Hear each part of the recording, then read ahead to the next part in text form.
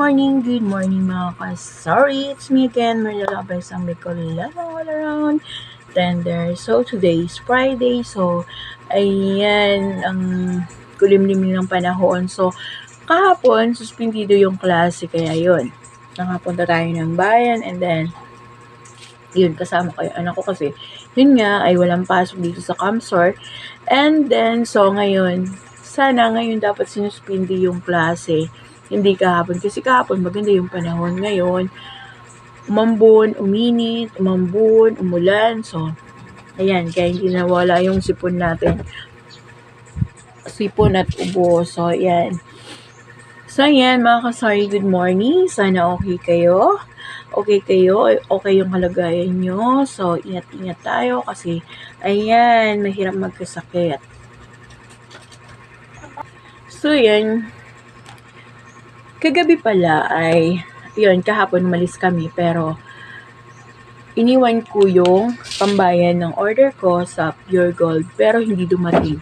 So, dumating sila ay past 7 na pero close na ako. Sabi ko dun sa pinsan ko, nandun sa labasan ay sabi ko, i-receive mo na lang at bayaran mo na lang muna. So, yun, binayaran niya. So, hinatid na nga lang nung pinsan kong lalaki kasi yan nga, laging umuulan. Hindi ako makapunta sa labasan kasi yun, walang maiwan dito sa tindahan. Pero, pwede lang, saglit lang, pwede kumuha. Pero hinatid na. So, thank you, Uncle Idek.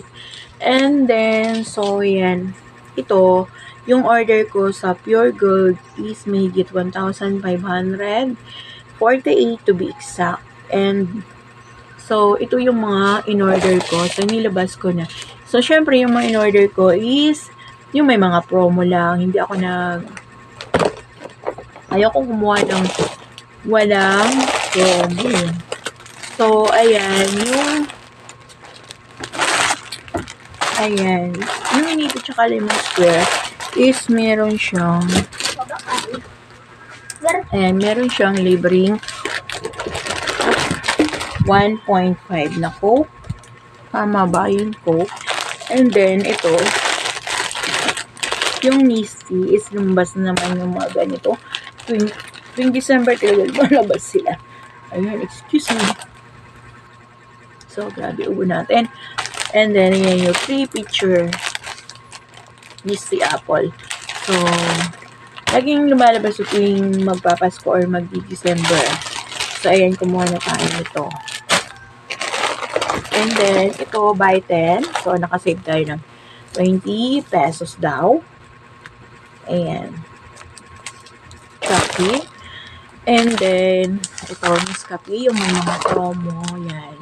Milo. And then, where's the one? And then, yung Hello. Ayan, ito yung free niya. Hindi ko alam kung ito yung free niya, yung C2. Sa Pew, ayan. Ay, hindi. C2 na may, ayan. Dato puti. And then, ito, free 1 sachet na magic sarap. Ito, so, dapat yung may mga promo lang yung kinukuha natin. So, ayan. And then, yung wow, ulam. And then, ito yung shampoo, conditioner. And then, yung Bioderm. Yung may mga promo. Tapos, ito yung mga free items. So, napaka-konti pero malaki ng halaga. Para sa akin, malaking halaga na yun in order ko. Kasi syempre, yung tindahan ko naman is maliit lang naman. So, paikot-ikot lang yung puhunan. So, yun. Kaya laging inaabangan natin ay yung may mga promo. So, ayan. And then, ito pa pala yung Cream Silk Daily Treatment. So, ayan. Ito yung resibo. 1,548 lang naman yung may order ko doon. Kasi yung tinatarget ko talaga yung may mga promo lang. Hindi ako kumukuha ng mga regular price or yung may mga items na regular yung presyo niya. So, So, kasi lahat yan kinakanvas ko. So, ayan. Ba't ang labo naman ng resibo nila? Malabo na nga ang mata ko. Malabo pa ang resibo. OMG. So, yan. Ito yung resibo ko. So, isang maliit na box na lang naman yung order ko. So, yun lang naman. Kasi kahapon nga na malengke rin kami. Kaunti lang. And then, bukas, palengke days. Mga malengke tayo. And then, gusto ko nga mag-order sa grocery para maramihan. Kasi, medyo mura-mura yung mga kape doon sa kanila. Yung ibang mga kape is mura. Mura doon sa may grocery. So, ayan, bumibungi na naman ang aking tindahan. So, bukas, mamalingki naman tayo. Yung mga, mga kulang-kulang. And then, yung mga daily needs sa pagluluto, like sibuyas, kamatis, yun, mga pang-araw-araw na panggamit sa pagluluto. And then, ayan, hindi pala ako gumawa ng palamig ngayon kasi yun nga, umuulan. And then, konti lang yung nagsipasok kasi Friday na. So, then, sayang naman kung hindi maubos, diba? So, ayan mga kasari, may nangutang na naman. OMG. So, ayan.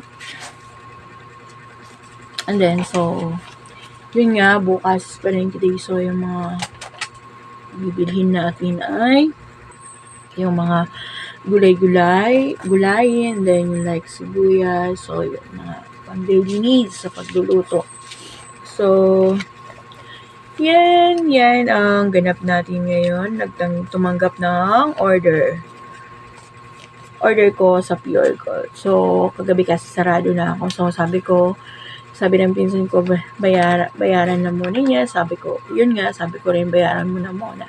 Kasi sabi niya, i-claim na lang daw niya. I-receive na lang niya. Sabi ko, ikaw na rin ka ako magbayad. So, kasi gabi nang nag-deliver. So, syempre dito ko sa looban, mga alas 7 pa lang talaga to be exact, ay nag-go-close na ako. Kasi wala naman nang pumapasok dito. Kasi yun nga, ang tindahan ko ay dito sa dulo. And then, dito sa likod is school na. So, kaya, lalo na umuulan-ulan, wala talang papasok dito para bumili. So, yun guys. And then, kanina pala, i-share ko lang sa inyo. Kabubukas ko pala, meron na magkakasot. So, sabi ko, pero kagabi pa yun, sinend. Pero, sabi ng bata, kagabi pa po yun. Sabi ko, okay, oo kako, kagabi pa yun. Pero, kabubukas ko pa lang. Syempre, cash out agad, wala pang papasok sa tindahan. Hindi, bawal yun sa akin. Kaya sabi ko, magbuboy naman muna ako, saka kita pa-cash outin. So, and then, yun nga, umalis na yung bata. And then, maya, syempre, mabuboy naman na ako. Sabi ko, kasi friend ko naman yung nanay niya. So, sabi ko, puntahin mo na yung anak mo, i-claim niya na yung i-claim niya. Kunti lang naman. Siguro, syempre, naano rin ako kasi baka pambili ng almusal, pambili ng ulam, pambaon. So, yun nga, pambaon niya. So, yun nga, chinat ko siya na papuntahin daw yung anak niya at i-claim na. So, yun.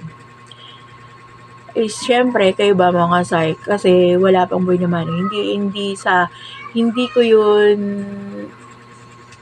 ina-adapt or inaano dito sa akin yun na wala pa akong buhay naman is magpapalabas na agad ako ng pera para i-cash out. So, okay lang kasi meron naman tayong tubo doon or charge ba. Pero hindi, kasi maglalabas pa rin ako ng pera. Siyempre, baawasin mo yung charge nila. Pero, yun, maglalabas ka pa rin, pero wala pang mapasok or wala pang buhay naman sa tindahan. So, hindi pwede sa akin yun. Kaya, so, yun, umalis yung bata, and then, siyempre, maya-maya na may buhay naman na. So, yun nga, chinat ko na yung nanay. So, maya-maya, nandito naman yung anak niya. So, kasi kabubukas mo lang. Buti yung papunta niya, may buhay naman na, okay lang. So, yun lang. Na-share ko lang sa inyo mga kasay. So, ayan, ang ganap natin ngayon dito sa ating tindahan. So, hindi tayo makapaglabas-labas, pasok. So, sana maglalaba ako. Kaya lang hirap na maglaba na umuulan. So, ayan na, yung sipon ko nga, yung ubo ko hindi pa maalis-alis till now. So, ilang days na to. Grabe. So, yan, mga guys, ingat-ingat muna tayo kasi mahirap magkasakit. So, ito nga, kahit masama yung pakiramdam natin ay nagbabantay pa rin tayo sa ating tindahan para kahit pa paano meron din tayong piso-piso na pumapasok na benta. So, kasi hindi ko naman ugali yung kahit kaya pa naman, kaya mo naman magtinda. So, ihiga ako, hindi ayaw ko. So, lalo akong tatamarin or lalong sasama ang pakiramdam ko pag ano. Kaya kung pwede lang, kung di lang umamon-amon talagang ako yung maglalaba. Kasi ayoko naiipunan ng labahan. Pero sa kanunayan, ang dami ng sinampay, ang dami na nakahangil dyan kasi walang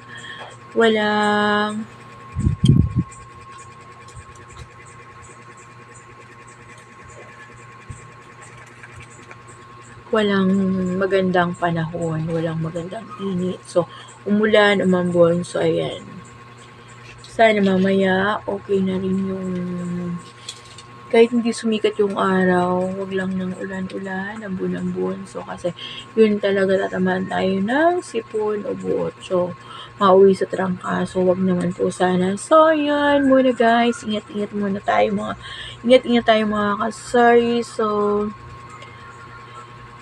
alam niyo naman ang ating kalusugan ay ating kayamanan. Health is wealth.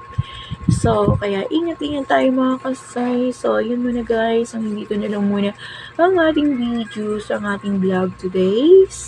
So, ingat, God bless, and happy sailing mga kasay. Bye-bye!